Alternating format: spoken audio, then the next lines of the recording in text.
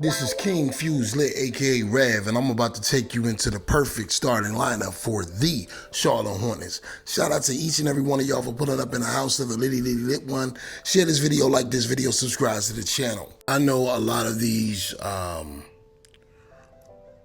NBA geeks, that's what I call them on YouTube, NBA geeks, with their lack of understanding of the depth of analytics and how analytics only work if they transfer to actual gameplay on the court, have been telling you about the Charlotte Hornets starting lineup. I think some podcast called Locked In on BS the other day did something similar, but this is the only lineup that you need to know.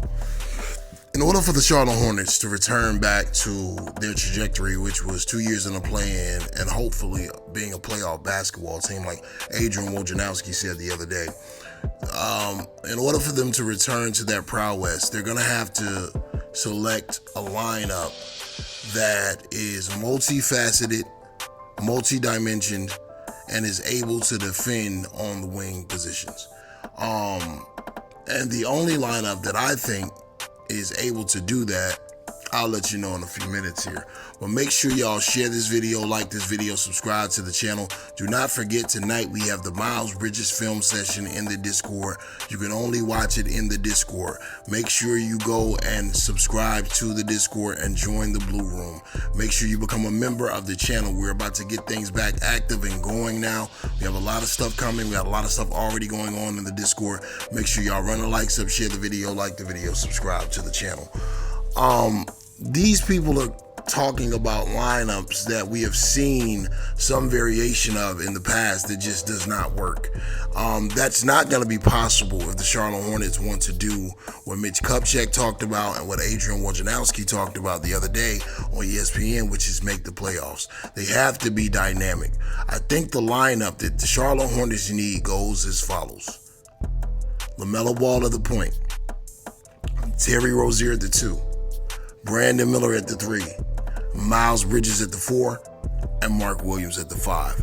And the reason why I say this lineup is the best lineup for this team this year is because it allows you to do so many things. The spacing on that lineup, in theory, gives LaMelo the space and the operating room to drive and kick, gives him the operating room to read the defense on the pick and roll and say, okay, I'm going to keep attacking the basket. It gives him the operating room to continue to be dynamic even in the half court. It gives you the perfect blend of shooting and power. Mark Williams and Miles Bridges being the power elements of that offense, Brandon Miller, Terry Rozier, and LaMelo Ball being the spacing elements of that offense. I think this is an offense that's very dynamic in the East. It's lengthy. It provides switchability once Brandon Miller gets up to speed. I don't think the Charlotte Hornets can afford to, for everyone that's saying Gordon Hayward is going to be the starter for the year and Gordon Hayward is going to be the guy in that position. First off, Gordon Hayward can never stay healthy, so we know that's not realistic. Second off, I don't think it's a situation when you are pushing for the playoffs and once you get your pieces back the way that you got with Miles Bridges and eventually I would imagine with PJ Washington, I don't think this is a year you can afford to tarry about, especially if you're Mitch Kupchak and you're essentially trying out to keep your position in the front office. And Steve Clifford, he can't afford to have a down year. So in a year like this, I would imagine that they're going to be playing to win basketball games. And if that's the case, you cannot afford to have your number 2 lottery pick on the bench over an extended period of time, especially when a guy like Scoot Henderson will be in Portland, being force-fed every opportunity that he can get. So I don't think that'll happen. I think you have to throw Brandon Miller in the fire. You got to put him out there and see what he got early, and you got to see what he got often. And you got to hope that he catches up to speed, and you got to hope that whatever he's doing that is a negative on the offensive or the defensive end is not a detriment to the point of losing for the rest of that starting lineup. You're looking for switchability with Brandon Miller. You're looking for catch and shooting with Brandon Miller. You're looking for help side defense with Brandon Miller. You're looking for high IQ with Brandon Miller. That's all you can ask right now.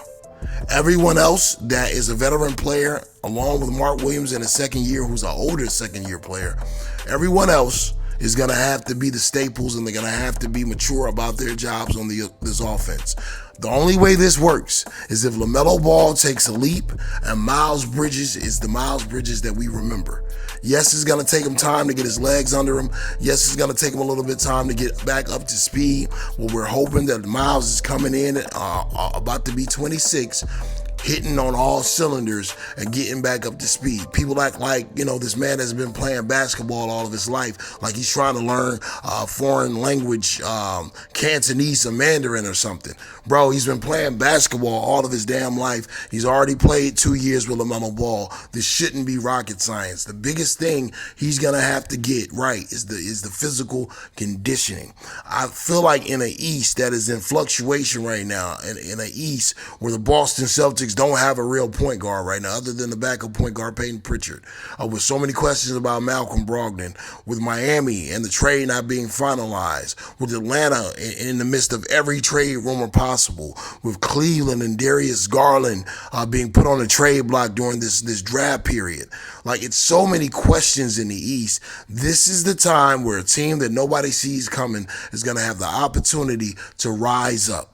They're going to have an opportunity to rise up and go up the standings in ways that people didn't think possible. On the back end, defensively, you have the staple that is Miles Bridges. On the front end, you have LaMelo Ball operating at a high level at the point guard position, knocking down threes at a high efficiency rate. Terry Rozier being one of the best catch-and-shoot three-point shooters the last 2 years before last year.